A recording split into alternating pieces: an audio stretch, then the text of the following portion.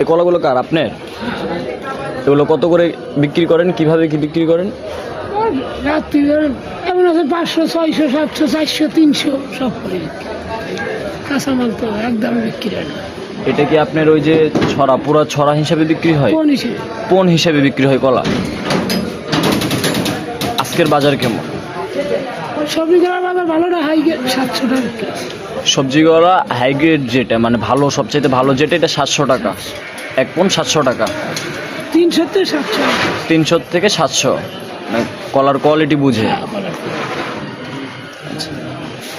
আর এমনি যে এগুলো তো এগুলো উপরে 600 বিক্রি, ছাগল এগুলো সাগর কলা 600 টাকা। 600 নিচে 400। নিচে 400।